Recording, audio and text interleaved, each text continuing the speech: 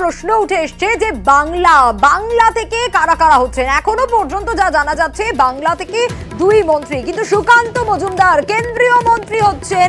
অন্যদিকে শান্তনু ঠাকুর, তার নামও কিন্তু উঠে আসছে। শান্তনু ঠাকুর এবং সুকান্ত মজুমদার, এই দুটি নাম উঠে এসছে। সুকান্ত মজুমদার তিনি ঠিক কি বলেছেন শোনাবো।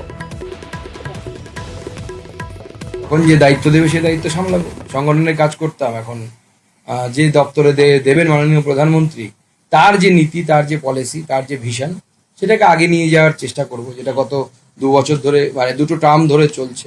এবং আমার জেলার ক্ষেত্রে অত্যন্ত সুখবর, কারণ স্বাধীনতার পর এই প্রথম আমার জেলা থেকে কেউ কেন্দ্রীয় মন্ত্রী হচ্ছে।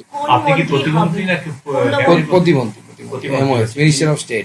আমরা দুজন হচ্ছি আপাতত, আমি এবং শান্তনু ঠাকুর। এখনো পর্যন্ত যা খবর নিয়ে মহেশ হচ্ছে।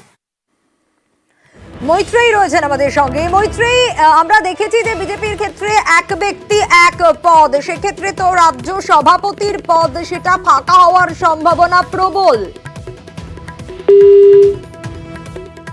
আমাদের সঙ্গে যোগাযোগ বিচ্ছিন্ন হয়েছে, আমরা আবারও যোগাযোগ করার চেষ্টা করছি মৈত্রেয়ীর সঙ্গে। বাংলা থেকে দুই মন্ত্রী, কেন্দ্রীয় মন্ত্রী হচ্ছেন সুকান্ত, প্রতিমন্ত্রী সুকান্ত মজুমদার, আর ফের মন্ত্রী হচ্ছেন শান্তনু ঠাকুর। এই দুই নাম উঠে আসছে।